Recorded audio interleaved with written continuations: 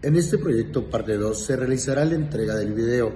En este abordaremos temas del juicio oral, como su definición, tipos de juicios orales, características y principios procesales del juicio oral en materia penal y las consecuencias que se tienen cuando una de las dos partes no se presenta al juicio oral en materia penal, así como la diferencia entre un juicio oral en materia mercantil y otra en materia penal, con la finalidad de entender qué es un juicio oral, cómo se lleva a cabo y conocer más acerca de qué se hace en este proceso.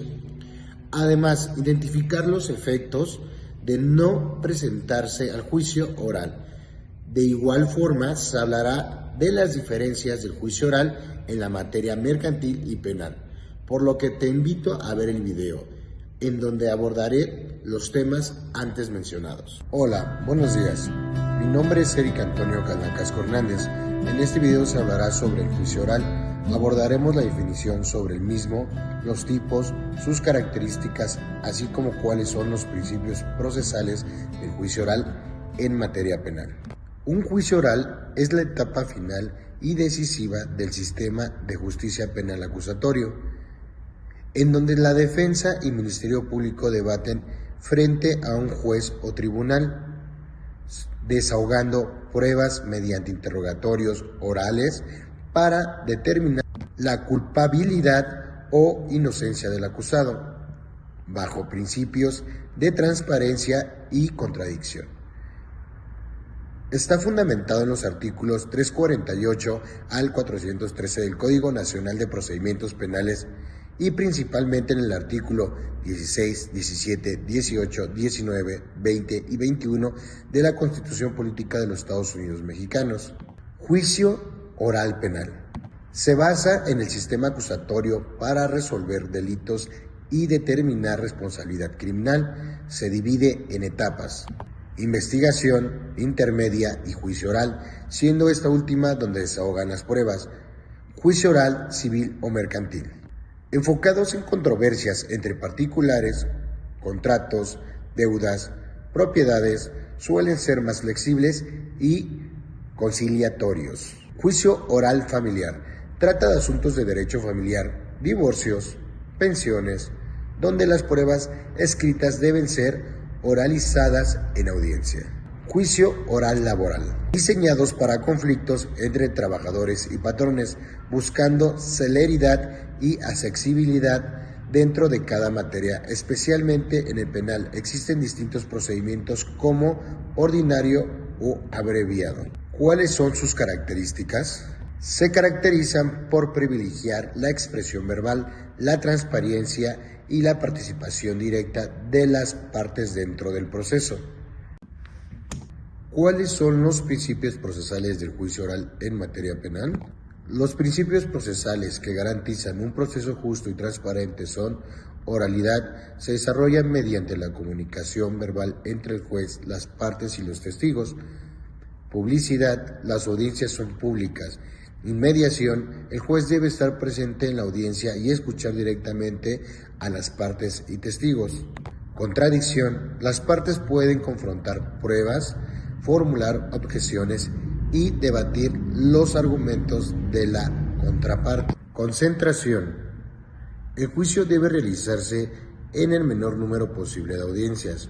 Continuidad, las audiencias deben realizarse sin interrupciones injustificadas. Presunción de inocencia, toda persona se considera inocente hasta que se demuestre la responsabilidad penal. Igualdad de las partes tienen las mismas oportunidades para intervenir durante el juicio. Legalidad, toda la actuación debe realizarse conforme a la ley. ¿Cuáles son las consecuencias que se tienen cuando una de las dos partes no se presenta al juicio oral en materia penal? Si el imputado no se presenta según el artículo 141, 354 y 355 del Código Nacional de Procedimientos Penales, el juez puede ordenar aprehensión forzosa, suspensión de la audiencia, revocación de la libertad. Si el acusado estaba en libertad, su inasistencia injustificada puede provocar la revocación de las medidas cautelares y el cambio a prisión preventiva.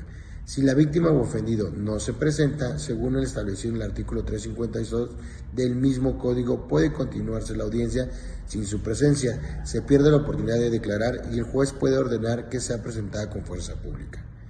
Y en caso de que no asista el Ministerio Público, se suspende o aplaza la audiencia.